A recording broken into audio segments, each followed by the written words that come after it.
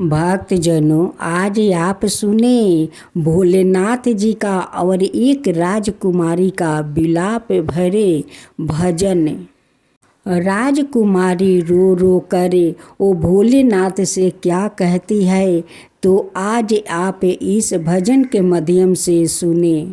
राजकुमारी अपना महके में भरे परिवार में रहती है। एकलौता राजकुमार के साथ उनकी शादी हो जाता है। वो अपना ससुराल में आती है। उन्हें ससुराल में नहीं सास थी, नहीं ससुर, नहीं ननद, नहीं देवर, कोई भी तो नहीं था। अपना मैके में भरे परिवार में रहती थी। ससुराल में आकर उन्हें अकेला रहना पड़ा।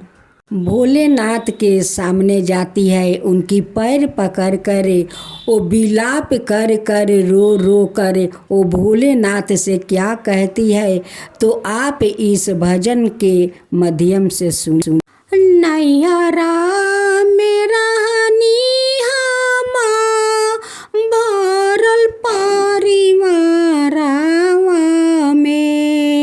ससुर में अकेले परी गई निनुए राम। ससुरा में सासु नइखी, नाही ननद देवर जी हो, के कराही लगवा हम बैठब हो राम। किया हो भोलेनाथ के करा से दिलावा के बतिया कहब हो राम। के करा से मनवा बहलाई हो राम। हमहू तरहनिए भोलेनाथ भरल परिवारवा में, राजा कुमारी बन के रहनिए राम। किया हो भोलेनाथ अब अकेली परी गई निनुए राम। ससुरा में ससुर नहीं खने, नाही सासुआ माँ बारी, नाही बारन देवर न दिनुए राम। ससुरा में भसुर नहीं खने, नाही बारी जेठानी जी हो। किया हो शिव गुरु के करा के भैया कह के पुकारब हो राम। के करा से दिलावा के बतिया कहब ये राम। ससुर जी जे रहिते भोलेनाथ पिता कह के बोलाईती हो। सासू के अम्मा कह के बोलाईती नुए राम। सासू माँ के गोद में जाके बैठतिए राम। भसुर जे रहिते भोलेनाथ भैया कह के बोलाईती हो। जेठानी के दीदी कह के बोलाईती नुए राम। उन्हीं के दिलावा के बतिया कहतिए राम।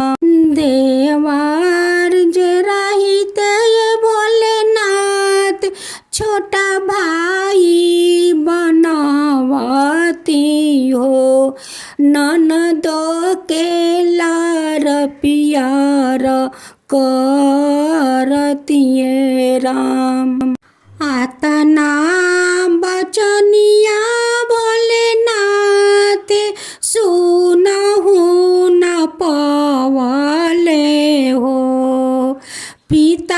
बन के दर्शन देखावेले ये राम। पिता बन के दर्शन देखावेले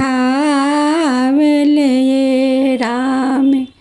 किया हो बेटी कवने कारणवा बिलापवा करेलुए राम। कवने कारणवा यसुआ बहावेलुए राम। ससुर जे रहिते ये भोलेनाथ पैर छुके आशीर्वाद हम लिहती हो।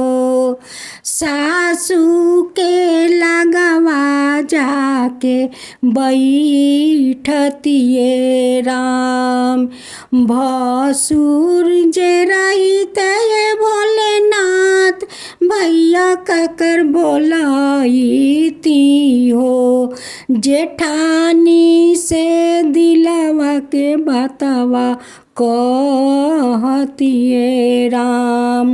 देवर जे रहिते ये भोलेनाथ बेटावा बनवाती हो। ननदो के लार दुलार करतिए राम। तो साथियों, राजकुमारी का विलाप पर भोलेनाथ क्या कहते हैं ये आप सुने।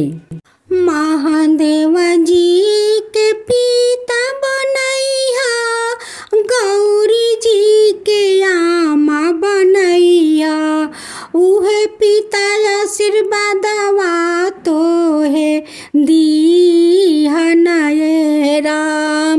गौरी के गोद में सिरावा रखी है ये राम। कार्तिक कुमारा जी के अपन भैया बनाइया हो। उनकर पत्नी के जेठानी नुए राम। गणेश जी के देवर बनैया, ऊ नहीं के बेटावा हो। रिद्धि सिद्धि के लार दुलार करिया ये राम। किया हो भोलेनाथ रौरे चरनिया में दिनवा बिताई बये राम। रौरे ही सेवा हम करबये राम। हमारो तरहिए बेटी सदा तहरे पर ध्यानवा हो। इहे बाटे सब तोहर परिवार नुए राम। ये सब बात तोहर परिवार नुए राम। दुख जानी करी है ये बेटी, आंसू मत बहाइया हो। दुख जानी करी है ये बेटी, आंसू जानी बहाइया हो। ये बाटे परिवारवा सब तो हारनुए राम। तोहरा पर रखियन सब ध्यान नुए राम। राजकुमारी का दुख भरी भजन आप जरूर सुने साथियों। इस भजन को सुनकर आपके जरूर आंख भरे आएंगे साथियों। अगर मेरा भजन आप लोग का अच्छा लगा हो तो इस कमेंट बॉक्स पर ज़रूर आप लोग जय भोलेनाथ लिखे। एक छोटा सा भजन। भोलेनाथ आइल बानी पर्वत पहाड़ से, भोलेनाथ आइल बानी पर्वत पहाड़ से, सखी चला न करे स्वागत, सखी चला न करे स्वागत।